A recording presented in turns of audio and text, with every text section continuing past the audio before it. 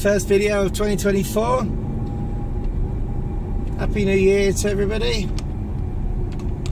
There we go. We haven't published any videos over Christmas. I'm going to tell you why in a minute. But this video, I'm actually off to the dentist in the middle of Malaga. But I wanted to show you where to park if you're coming to the middle of Malaga.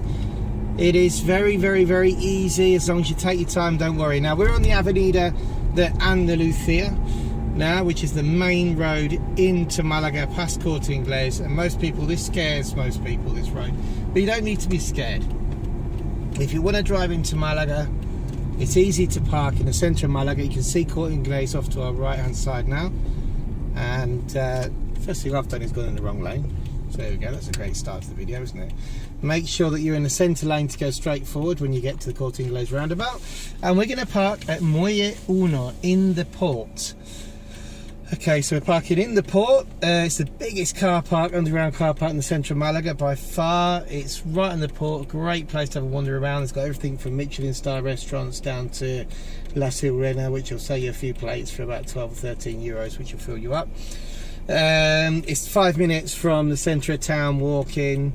You can actually get to the cathedral, the Alcazaba, everywhere from this car park. It's really, really central. It's brilliant.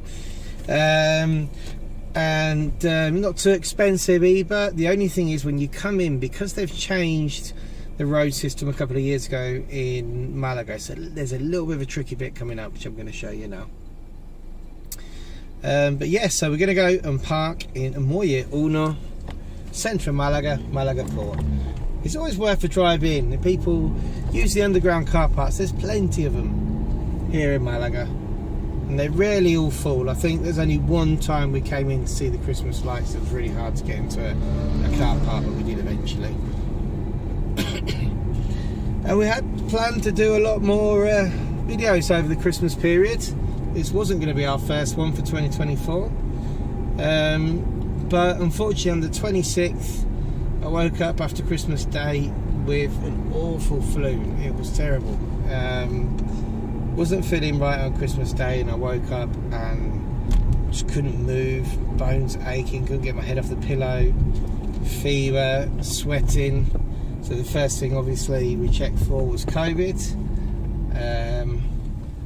and it wasn't COVID. Good, because I had it twice last year. But then on the same test, believe it or not, there's a flu test, and it came up as flu. So yeah, that was it. That was me. We had the week off. The office was closed from the 22nd until the 2nd yesterday, and we had planned to do lots in that week. No, but that week's a terrible week. Everybody's on holiday. Even the offices that are open aren't working properly, so there's no point opening. Just covering the emails to make sure that if anything comes in, it gets answered. But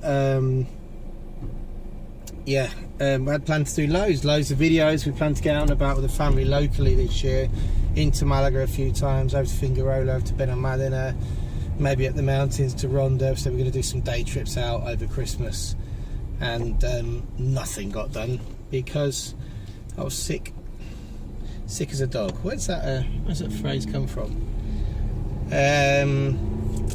Spent the whole time in bed. About 3 or 4 days I couldn't get near a computer, which probably isn't a bad thing.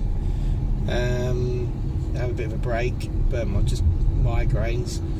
But anyway, recovered now, on the way to the dentist. But the reason I mention this is because of something that happened to me during this sickness, which is worth chatting about. Because on about the 3rd day of having this flu, Lara was really worried because my premium was really bad, and I was like, no, it's just flu, and it's even worse if it's man flu. We all know how much we like to whinge and moan.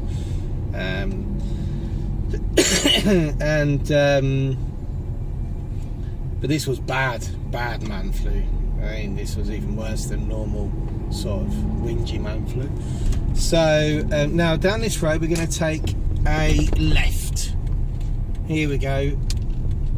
So you've seen where we've gone past Corte Inglés, and now you want to stick to the middle lane here. You go to the right hand lane if you want. In fact, yeah, let's go to the right hand lane. On your right hand side, on your left hand side, sorry, is where you get your criminal records checks in Malaga if you need to come and get one in person. Right now, just passing that building there. and on your right hand side is aduanas, it's customs. The customs building here on your right. There we go. So anyway, the flu. So after Lara said, right, you got to go to the doctors. That's it. I'm packing you off. Paracetamol, Lemsip isn't doing it. So I went off to the doctors, and they saw me straight away, luckily enough, and they gave me these tablets. Sorry, they gave me these sachets to take. They said you're just going to suffer for about a week. There's a lot of it about. It's not very nice. You're going to suffer for about a week. Go back to bed. But in this sachet, there's this thing called codeine, and oh dear me, if I wasn't wiped out, I was after I had that. I took a really bad reaction to it. So just going back to parking, you keep to the right, and you'll see that the car park, the underground car park here for Malaga Port, is coming up, and you've seen how easy it is just to drive straight through the centre. Malaga isn't too bad to drive through. Literally just drive through the centre a bit. And you'll see here the P signs coming up on the right hand side. Lovely autonomous scenery from the leaves above us. This is part of the Malaga Marathon route, and you just want to take a right here. So yeah, back to the codeine, but I don't know why, but oof, that stuff is strong. Anyway, it made me really ill with being sick, and I don't want to go too into it, but it disturbed my belly, made me dizzy, even worse than I was. And I tried 3 or 4 times to take it, as they told me, every 8 hours, and afterwards I said, I've got to stop this. I think it's this thing that's making me ill. But the moment I stopped taking the sachets, then I wasn't dizzy and I didn't have a bad belly, so I mustn't have much of a decent reaction to codeine, I think. So yeah, so just be careful when you go to doctors what they give you, because it's strong stuff and it might not agree with you.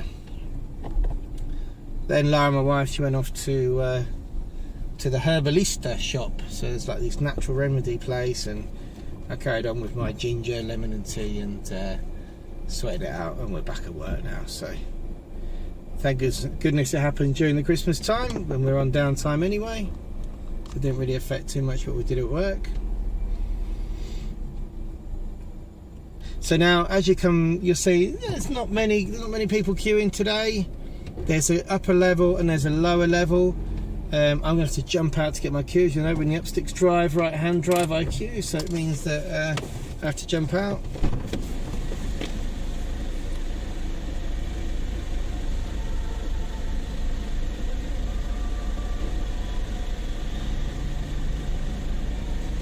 If this car park's not full, then it will send you, oh no, it sent me now off to the left, which means the top level's full and the bottom level has got spaces. So it alternates depending on what space is available where you go. And you'll see it's just a huge car park. Look at it. Ooh. Steady the camera up. I think this car feels every single bump.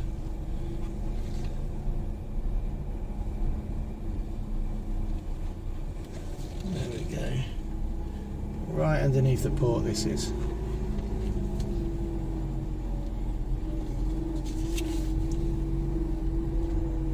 We see lots of trendy people in the port. Because I don't belong here, I'm not very trendy. I'll try to be. But so yeah, it's brought us down to the second level.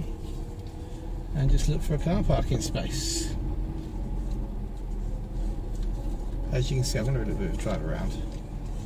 As you can see, it's absolutely huge. Now, you have got to spot the green spaces. So the green lights.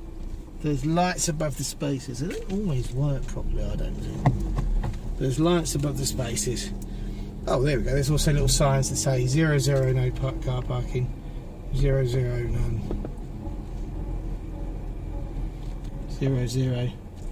Oh, I might have to go back. Oh, there's one there. Look at this. Here we go. And straight in there. There's always car parking there somewhere. So under the port, we'll do a port video another day because I'm going to the dentist today. There you go, quick video on how to park in the port at Malaga, very easy. I'll put the Google Maps location below, a few key notes. And yeah, if you're coming to Malaga, use this car park. It's nice and easy, nice and big, and not too expensive.